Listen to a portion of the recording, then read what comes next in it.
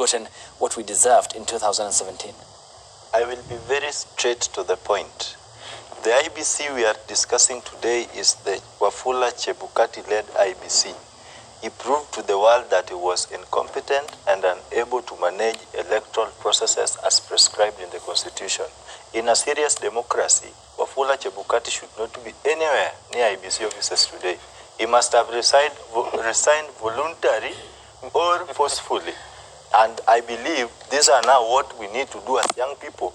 Wafula Chebukati should not hold that office. To be sincere, I'm talking of IEBC led by Wafula Chebukati. The findings, I'm not a constitutional expert, but I understand what is in the law.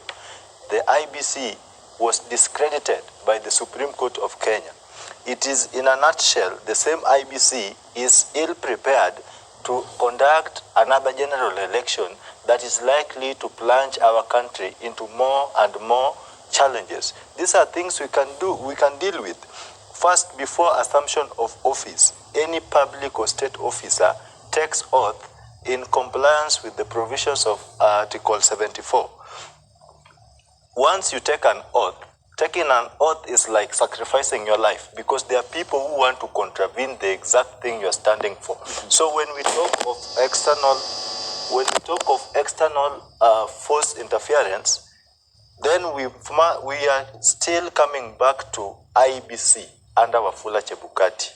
He took an oath to defend that institution where over 45 million Kenyans bestows their trust in him to execute constitutionally as mandated.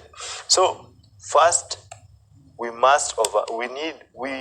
I don't want to use the word should, this will be most appropriate. We must overhaul the entire IEBC. 13 months to the election? Yes. Institute an office that is going to uphold the Constitution, because the Constitution is the sovereign will of the people. Will of the people. And the moment you are going to carry out a legal process in a shoddy manner that does not represent the interest of the people, a process that is likely to plunge the country into more and more complicated scenarios, I mean, what are we waiting for? Wafula should resign. He should have resigned by yesterday. Okay, but one of the key recommendations in the Krugler report was that there shouldn't be as more measures in terms of changes to be made to the IEBC 2 years to the polls. We are 13 months too. So, in other words, we are trying to advocate that in as much as you've been bestowed with the responsibility to do the right thing, but you proved otherwise, you can just still continue because of time. We can bend that time to save on, as long as the results will outweigh the interest we are trying to protect. Okay. It is very necessary to do it even 6 months or 7 months to time. Okay, so you believe an IEBC under Wafula Chebukati will not deliver credible I want to tell you for free. And my reasons for what I'm agitating for are backed up by the Supreme Court judgment in 2017.